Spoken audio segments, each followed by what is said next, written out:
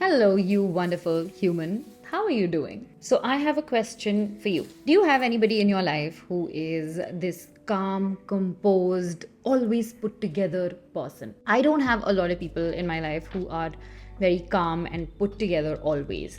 Sometimes, when I think of my ideal self, that is the kind of person I imagine myself to be going forward. It's not the reality right now. Right now, I am quite chaotic.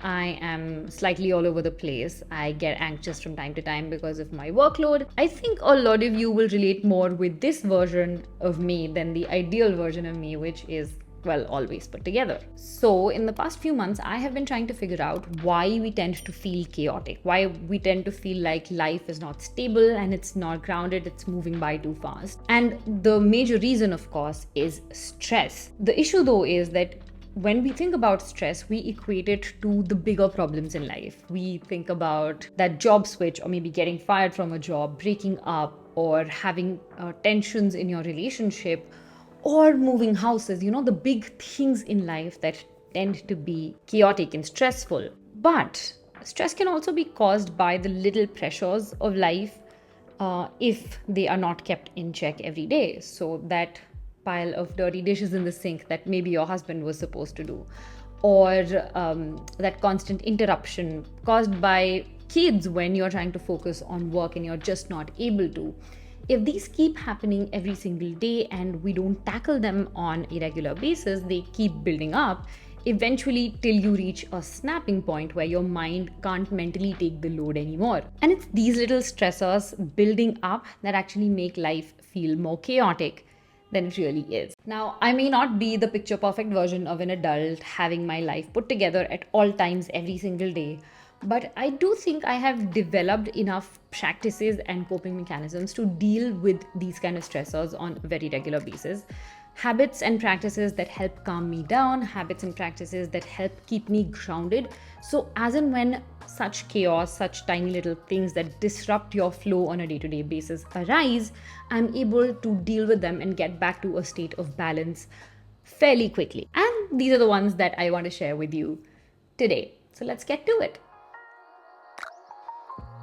Take time out every morning before doing anything else to ground and calm yourself down. This could be 5 minutes, this could be an hour, however much time you have in the morning. Start it by working on yourself. Often we wake up and we get into the grind, whether you're a working person, whether you're a homemaker, whether you have kids, whether you don't have kids, we often prioritize urgency over important things.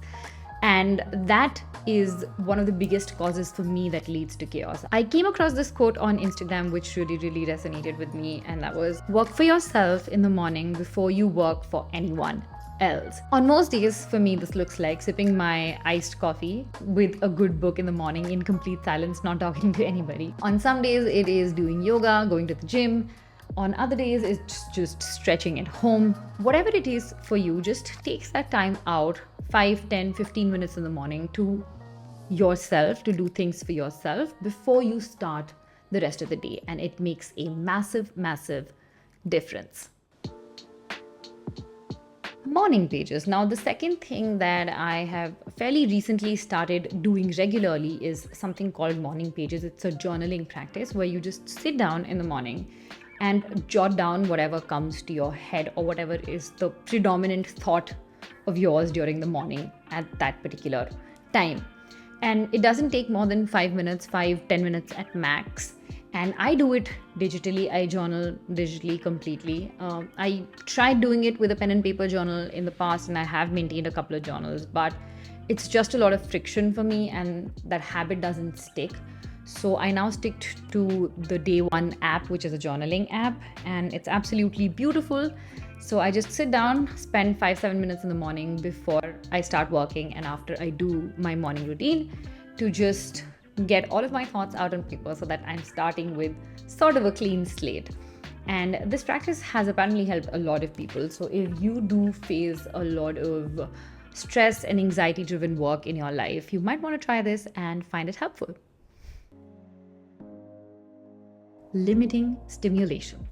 Now, as somebody who does all of her work online on a computer screen, my screen time is off the charts. I work on an average about 10 to 12 hours a day, which means the entirety of that time my computer screen is definitely on.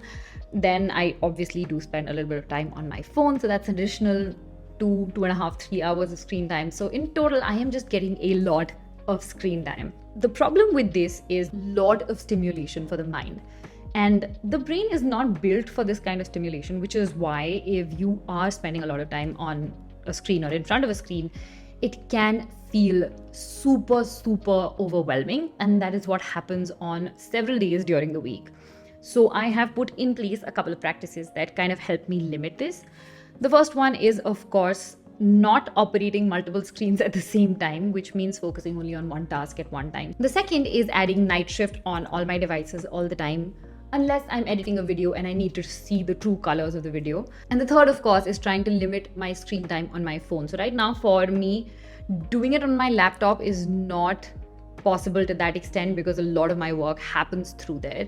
I still try and switch it off and put it down whenever I am not doing anything that is not work related. For example, when I'm eating or when I'm drinking my coffee, I take time off to just switch off those screens and have a little bit of non-stimulated time in my day. Lying down on my bed and staring at the ceiling. So when we were kids, we used to have our summer and our winter vacations at Nani's house, and we used to have this thing where all of us cousins would go to the roof, we would put the gaddas and the mattresses there and just lie down and sleep out in the open under the stars. And I remember we used to lie down counting the stars and making up scenarios and coming up with all of these crazy stories. And that was just such a beautiful, wholesome experience. So now, whenever I feel too tired or too anxious, or like when I'm just getting a little too overwhelmed with work or anything else that is going on, I will take 10, 15, 20 minutes off and I will just go lie down on my bed and stare at the ceiling. For the longest time, I actually also had glow-in-the-dark stickers up on my ceiling roof, and that kind of gave the same feeling. But nevertheless, it's a mindfulness practice. So I'm lying down, staring at the ceiling, actually doing nothing. So the purpose here is to just not do anything in that small period of time. And that has such a powerful calming effect. Have calming triggers. Now, the word trigger and calm don't really go together on a regular basis, but here we are. What this basically refers to is having a set of words, symbols, signs, or pictures that when you look at them instantly remind you to calm yourself down. What I have done is I have this board on Pinterest that has all of these pins saved with inspirational, motivational quotes about calming down. And I have that board on my phone. So whenever I unlock my phone screen, that is the first thing that I actually see. And it's usually on rotation. It rotates on an hourly basis, rotates the pins on an hourly basis. And every hour, it just has a new quote or a new image. And the practice that I've started is as soon as I look at that image, it reminds me that I have to take a pause, a minute or so long, and then just take a few deep breaths, close my eyes maybe, calm myself down and get back to the work that I was doing. So it doesn't take long, but those periods of calming myself down in between really, really help in just helping the whole day sail through. So from what I've experienced and am experiencing, and I'm sure you are too, life is very less likely to get less chaotic. If anything, it's bound to get more chaotic as the times continue to change. And this means that we have to find ways to navigate this chaos. After all, what is life if not a constant effort towards restoring lost balance? Anyways, I think that is what we are trying to do at any given point in time. And for me, a huge part of restoring that balance is also sleep, which I have not included in this video because I already made a whole other video about it. So you can go check it out here and give this video a like so that it can reach more people. And I will see you in the next one. Bye.